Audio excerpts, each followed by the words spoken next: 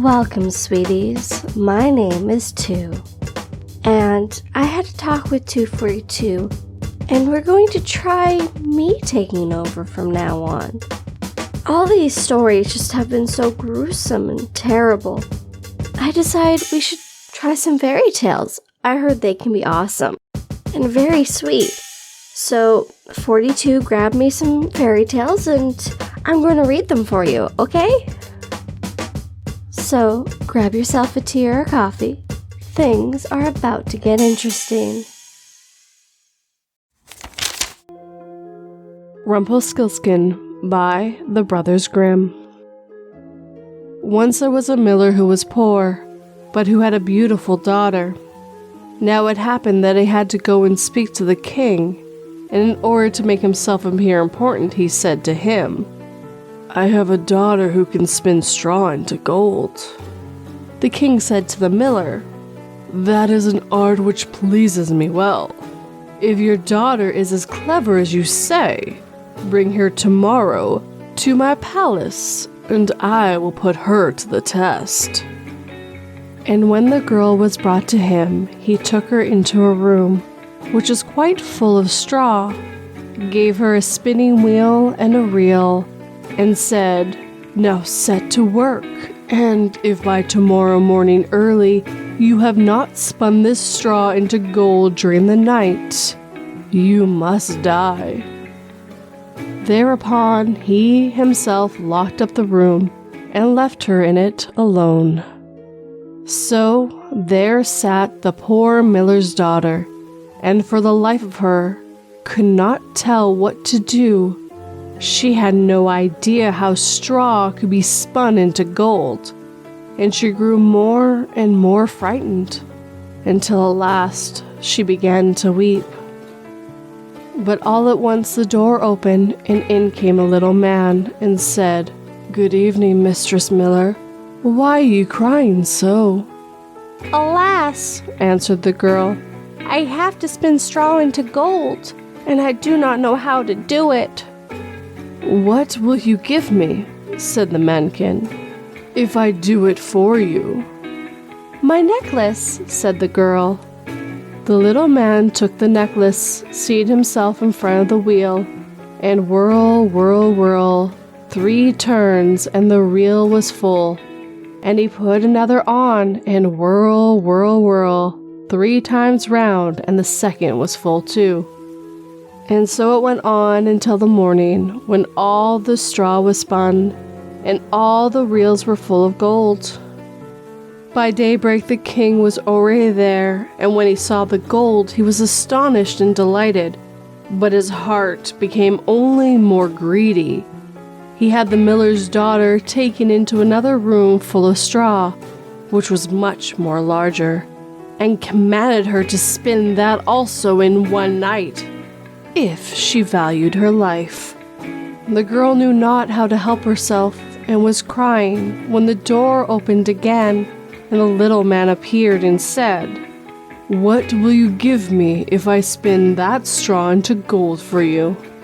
"The ring on my finger," answered the girl. The little man took the ring, again began to turn the wheel, and by morning had spun all the straw into glittering gold. The king rejoiced beyond measure at the sight, but still he had not gold enough, and had the miller's daughter taken into a still larger room full of straw, and said, "You must spin this too, in the course of this night, but if you succeed, you shall be my wife." Even if she's a miller's daughter, he thought, I could not find a richer wife in the whole world. When the girl was alone, the mankin came again for the 3rd time and said, "What will you give me if I spin this straw for you this time also?" "I have nothing left that I can give," answered the girl. "Then promise me, if you should become queen, to give me your first child." "Who knows whether that will ever happen," thought the miller's daughter. and, not knowing how else to help herself in this strait, she promised the mankin what he wanted.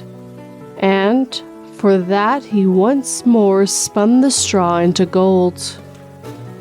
And when the king came in the morning and found all as he had wished, he took her in marriage, and the pretty miller's daughter became a queen. A year after, she brought a beautiful child into the world, and she never gave a thought to the mankin. But suddenly he came into her room and said, "Now give me what you promised." The queen was horror-struck and offered the mankin all the riches of the kingdom if he would leave her the child. But the mankin said, "No, something alive is dearer to me than all the treasures in the world." Then the queen began to lament and cry, so the mankin pitied her. "I will give you 3 days' time," said he. "If by that time you can find out my name, then shall you keep your child." So the queen thought the whole night of all the names she had ever heard. She sent a messenger over the country to inquire, far and wide, for any other names that there might be. When the mankin came the next day, she began with Casper, Malachur, Balzahur, and said all the names she knew, one after another, but to every one the little man said, "That is not my name." On the second day, she had inquiries made in the neighborhood as to the names of the people there, and she repeated to the mankin the most uncommon and curious. "Perhaps your name is Short Rib, or Sheepshanks, or Lice Leg?" But he always answered, "That is not my name." On the third day, the messenger came back again and said, "I have not been able to find a single new name. But as I came to a high mountain at the end of the forest, where the fox and the hare bid each other good night, there I saw a little house, and before the house a fire was burning, and round about the fire quite a ridiculous little man was jumping. He hopped upon one leg and shouted, 'Today I bake, tomorrow brew, the next day I'll have the young queen's child. Ha! Glad am I that no one knew that Rumpelstiltskin I am styled.'" You may imagine how glad the queen was when she heard the name. And when soon afterwards the little man came in and asked, "Now, Mistress Queen, what is my name?" At first she said, "Is your name Conrad?" "No." "Is your name Harry?" "No." Perhaps your name is Rumpelstiltskin?" "The devil has told you that! The devil has told you that!" cried the little man, and in his anger he plunged his right foot so deep into the earth that his whole leg went in, and then in rage he pulled at his left leg so hard with both hands that he tore himself in two.